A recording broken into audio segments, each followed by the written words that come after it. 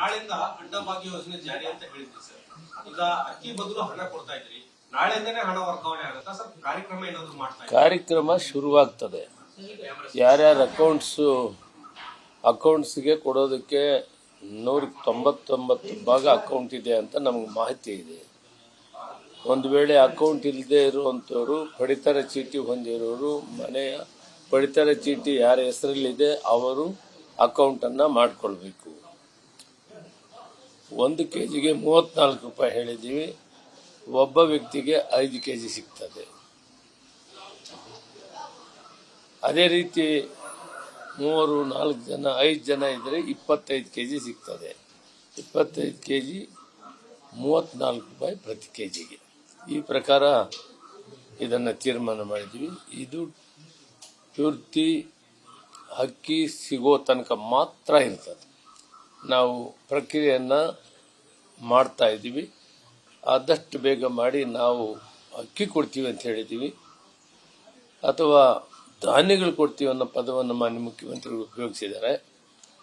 ಆದ್ದರಿಂದ ನಿನ್ನೆ ಉಪಮುಖ್ಯಮಂತ್ರಿಗಳು ಅದನ್ನೇ ಹೇಳಿದ್ದಾರೆ.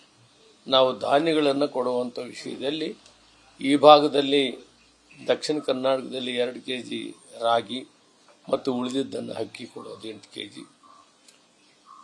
ಉತ್ತರ ಕರ್ನಾಟಕದಲ್ಲಿ ಜೋಳ 2 ಕೆಜಿ ಮತ್ತು ಉಳಿದಿದ್ದನ್ನು ಅಕ್ಕಿ ಕೊಡುವಂಥದ್ದು 8 ಕೆಜಿ. ಆದರೆ ರಾಗಿ ದಾಸ್ತಾನು ಇದೆ ನಮಗೆ. ಜೋಳ ಕಡಿಮೆ ಇದೆ. ಎಷ್ಟು ಆದರೆ ಅಷ್ಟನ್ನು ಕೊಟ್ಟು ನಾವು ಮಿಕ್ಕಿದ್ದಕ್ಕೆ ಪೂರ್ತಿ ಪ್ರಮಾಣದಲ್ಲಿ ಅಕ್ಕಿಯನ್ನು ಕೊಡ್ತೇವೆ. ಆದರೆ ನಮ್ಮ ಗ್ರಾಹಕರು ಅಥವಾ ಇದನ್ನು ಉಪಯೋಗಿಸುವಂಥ ಜನರ ಮಾಹಿತಿಯನ್ನು ಪಡೆದು ಮುಂದಿನ ದಿನಗಳಲ್ಲಿ ಈಗ 2 ಕೆಜಿ ನೀವು ಜೋಳ ಕಂಪಲ್ಸರಿ ಕೊಡಿ ಅಂತ ಅವ್ರು ಹೇಳೋದಾದರೆ, ಅಥವಾ 3 ಕೆಜಿ ಅಥವಾ 4 ಕೆಜಿ ನಮಗೆ ಕೊಡೋದ್ರಿಂದ ಪ್ರಯೋಜನ ಆಗ್ತದೆ, ಅಕ್ಕಿ ಜಾಸ್ತಿ ಆದರೆ ಅನುಕೂಲ ಇಲ್ಲ ಅಂಥದ್ದೇನಾದರೂ ಹೇಳೋದಾದರೆ ಉತ್ತರ ಕರ್ನಾಟಕದಲ್ಲಿ ನಾವು ಅದನ್ನು ಸ್ವಲ್ಪ ಬದಲಾವಣೆ ಮಾಡ್ಕೊಳ್ತೀವಿ. ಆದರೆ ನಿಜವಾಗಲೂ ಕೂಡ ಉಪಯೋಗಿಸುವಂಥ ವಾತಾವರಣ ನಿರ್ಮಾಣ ಮಾಡಬೇಕಾಗಿದೆ. ಇವತ್ತು ಈ ಭಾಗದಲ್ಲಿ ಅಷ್ಟೇ 2 ಕೆಜಿ ಅಂತ ಈಗ ನಾವು ಮಾಡಿದ್ದೀವಿ. 2 ಕೆಜಿ ಅಕ್ಕಿ ಕೊಡ್ತೀವಿ. ಮುಂದಿನ MSP ರೇಟಲ್ಲಿ ನಾವೇನು ಕೊಂಡ್ಕೊತೀವಿ ಅದು ನಮ್ಗೆ ಎಷ್ಟು ಬೇಕಾಗ್ತದೆ ಅಂತ ಅಂದಾಜು ಮಾಡಿ ಅಷ್ಟನ್ನು ಕೊಂಡ್ಕೊಳ್ಳೋಕ್ಕೆ ಅವ್ರಿಗೆ ಪ್ರೋತ್ಸಾಹವನ್ನು ಕೊಟ್ಟು ಅದರ ಮುಖಾಂತರ ಅದನ್ನು ಸ್ಟಾಕ್ ಮಾಡುವಂಥ ಏರ್ಪಾಟನ್ನು ಮಾಡ್ತೀವಿ. ಇವತ್ತು ರಾಗಿ 2 ಕೆಜಿ ಪಡೆಯುವಂಥವ್ರು ಇನ್ನೂ ಹೆಚ್ಚಿನ ರಾಗಿ ಬೇಕು ಅನ್ನೋವಂಥ ಪರಿಸ್ಥಿತಿ ಬಂದಾಗ ನಾವು ಅದನ್ನು ಕೊಡುವಂಥ ಚಿಂತನೆ ಕೂಡ ಮಾಡ್ತಾ ಇದ್ದೀವಿ. ಎಲ್ಲವನ್ನು ಕೂಡ ನಾವು ಡಿಸ್ಕಸ್ ಮಾಡಿ ಫೈನಲ್ ಮಾಡಿದ್ವಿ. ಇವತ್ತು 2 ಕೆಜಿ ರಾಗಿ 8 ಕೆಜಿ ಅಕ್ಕಿ ಕೊಡುವಂಥದ್ದು. ಆದಷ್ಟು ಬೇಗ ಈಗ 5 ಕೆಜಿ ಅಕ್ಕಿ ಬರ್ತಾ ಇದೆ. ಉಳಿದದ್ದನ್ನು ಕೊಡೋದಕ್ಕೆ ಬೇಗ ಪ್ರಯತ್ನ ಮಾಡ್ತೀವಿ. ಕೇವಲ ನಾವು ತಕ್ಷಣಕ್ಕೆ ಏನು ಮಾತು ಕೊಟ್ಟಿದ್ವಿ, ಜುಲೈ 1ನೇ ತಾರೀಕು ನಮ್ಮ ಸರ್ಕಾರ ಮಾನ್ಯ ಮುಖ್ಯಮಂತ್ರಿಗಳು ಉಪಮುಖ್ಯಮಂತ್ರಿಗಳು ಮಾತು ಕೊಟ್ಟಿದ್ವಿ, ಪ್ರಣಾಳಿಕೆಯಲ್ಲಿ ಹೇಳಿದ್ವಿ, ಗ್ಯಾರಂಟಿ ಪ್ರೋಗ್ರಾಮ್ನಲ್ಲಿ ಹೇಳಿದ್ವಿ. ಅದಕ್ಕೆ ನಾವು ಮಾತಿಗೆ ತಕ್ಕಂತೆ ಇವತ್ತು ನಾವು ಇದನ್ನು ಕೊಡ್ತಾ ಇದ್ವಿ. ಒಂದು ವೇಳೆ ಕೇಂದ್ರ ಸರ್ಕಾರದ್ದು ಇರುವಂಥ ದಾಸ್ತಾನದಲ್ಲಿ ಹಣವನ್ನು ಕಟ್ತೀವಿ ಅಂತ ನಾವೇನು ಸುಮ್ಮನೆ ಕೇಳಲಿಲ್ಲ, ಅವರು ಪುಕ್ಸಟ್ ಏನು ಕೇಳಿಲ್ಲ.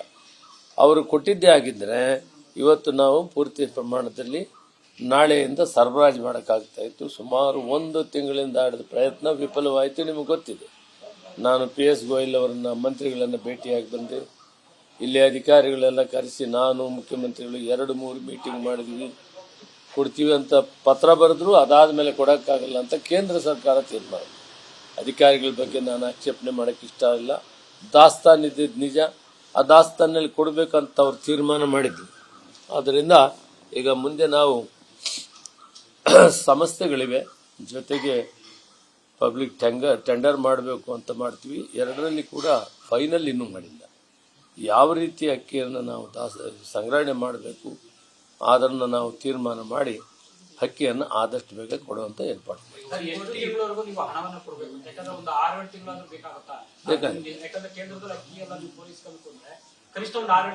ನಾನು ನಿಗದಿಯಾಗಿ ಡೇಟ್ ಕೊಡೋಕ್ಕಾಗಲ್ಲ ನಿಮಗೆ.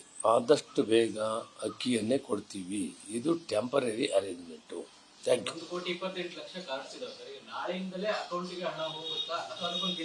ಹಣ ರೆಡಿ ಇದೆ, ಅಕೌಂಟ್ಸು ಇದೆ, ನಾಳೆ ಪ್ರಾರಂಭ ಆಗ್ತದೆ. Thank you very much.